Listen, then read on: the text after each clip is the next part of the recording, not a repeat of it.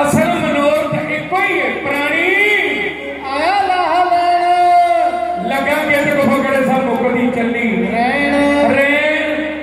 आई रात ते लंघाती साऊंगे ते दिवस हीरे जैसा जन्म है बदले जाए। रविदास महाराज जी भी स्पष्ट कहते हैं ओ कहते हर सो शादी करे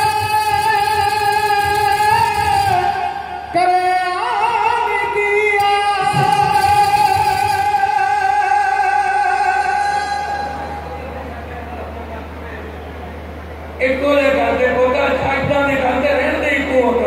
पूरा घूट ही बांट दे हमले जंग पंतल तेरे इसका काछा ते चढ़ना ओहो जे कर गुरमुख प्यारे क्यों बड़ा वधिया साडे तो पहला बीवियां ने ओ हारमोनियम मैं संतां नूं पुछया मैं कहा बाबा जी ढोली किथे बजी जांदी आ ओ आंदे ओदे बच्चे बजी जांदी आ मैं कहा भी काम सौखा वधिया एवें नाल साथियां दी मिंदा कर तो बंदा बचदा ना एक दूजे तो भार तो बचदा कि सीधा ही आ कदू विच डंडा ते डंडे च तार गलो गलो गलो चलो जी हो गया ग्रुप तैयार ते गाई जाओ भावें गाओ आसा दी बार ते भावें गाओ ढाडी वाली बार कल्ले ही आनंद और पर क्योंकि असीं आ जथे दे रूप च हुण जे इको जिहा काम ना होया ना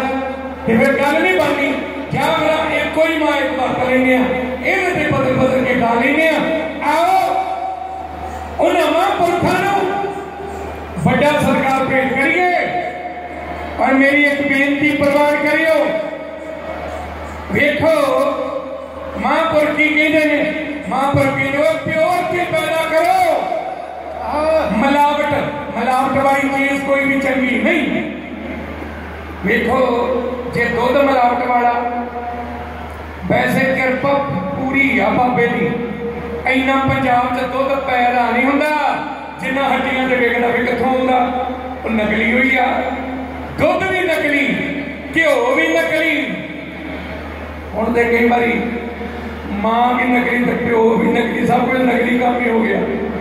असली असली की आ असल ते आए आ लाहा लैन असल काम करता ही कोई नहीं और जेड़ी नार नहीं निभनी वैसे ये तो बिना भी काम नहीं चलते बच्चियां बिन नाम नहीं ते माया बिना काज नहीं सकते बच्चे उन्होंने भी लोग गिरस्ती है इस सच्चाई दे संगत जी हुण संत भी ने इन्होंने भी जन्म दिता और जी मां ने इस धरती के तक ते प्रगट किया ओ मां धन ओ बापू धन ओ नगरी भी धन भाईया जयराम जी गुरु नानक साहब कई बार बेबे नानकी जी उन्होंने पता की कहना नानकी तू धन है क्योंकि तू रब की भैन ते थोड़े थोड़े असीं भी धन आ क्यों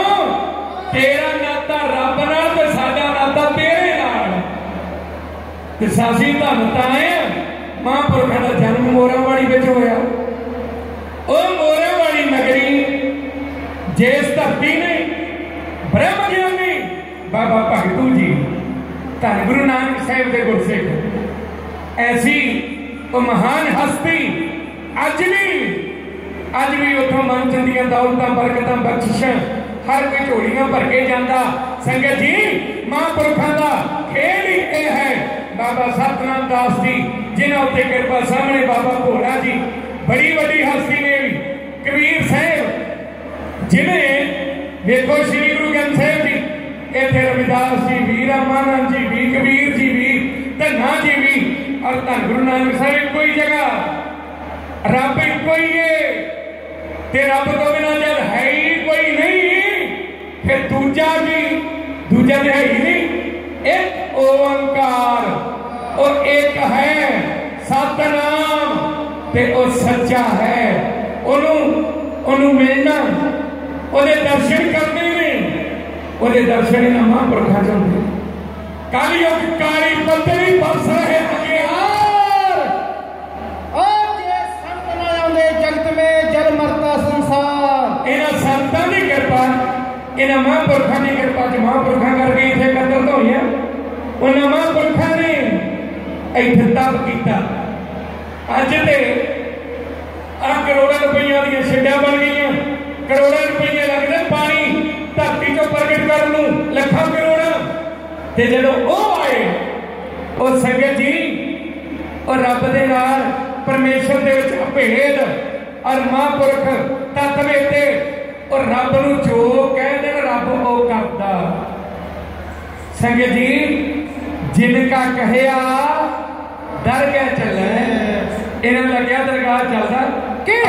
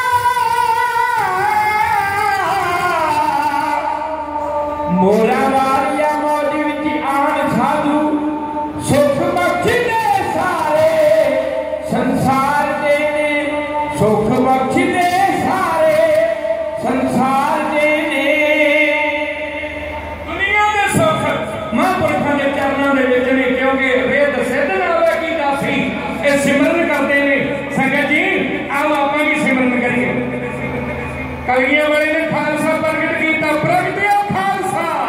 परमात्मा की बात के खालसा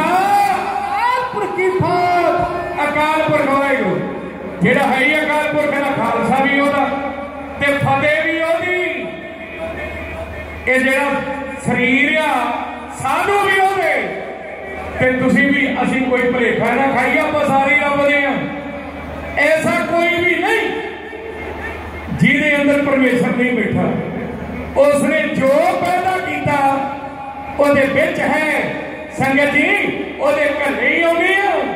ते जदों बुलावा दिंदा फिर जाना भी पैंदा। आओ महापुरखां नूं आदम दिंदे आ, सरकार भेंट करते हैं, उन्होंने फतेह गिराई है जी। वाहिगुरू जी का खालसा वाहिगुरू जी की फतेह। सत सत परमेश्वर है, सच सत नाम, ओदा नाम भी सच्चा। और जेड़ा सत है ना वो सत दे उत्ते टिप्पी पै के की बनदा संत, सत उत्ते टिप्पी पैंदी है। देखो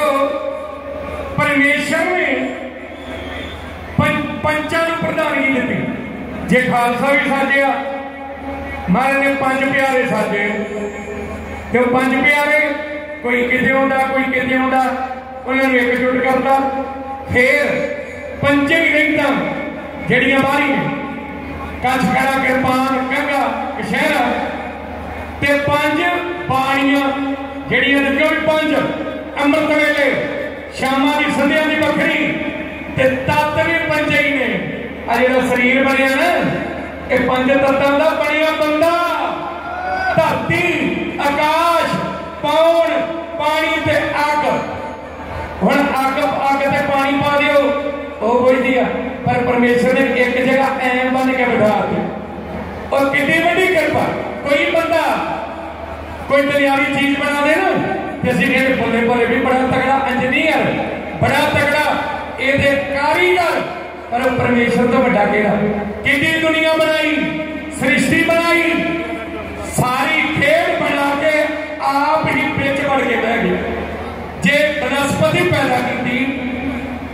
दरख्त ने किन्ने प्रकार के ने? 184 चौन सवाई मान सिखाओ प्रभ दी बड़ियाई। इस पौड़ी ते जो नर चुके आए जाए दुख भाईदा आ सिरे का बंदा सिरे का जिवें पौड़ी चढ़ते ना हुण सिरे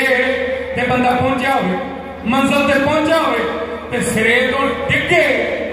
ते बचदा थोड़ी है। इदां ही सिरे का डंडा मनुखा जामा वेखी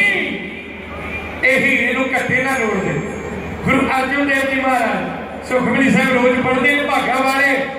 महाराज कहते जेहे प्रसाद प्रसाद कहते ने किरपा जेरी किरपा नाल 36 अमृत खाए 36 तरह के पकवान 36 भोज नहीं सकता फिर इन्ना कदे तेरा हक बनता ना इस ठाकुर को रख मानवा पर रब नूं भुलना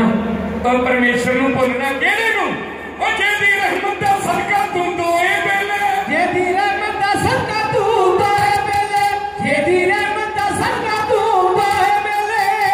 शक्ति प्रकार दे खारिया भोजन शक्ति प्रकार दे खारिया भोजन शक्ति प्रकार दे खारिया भोजन शक्ति प्रकार दे खारिया जिदी बची हुई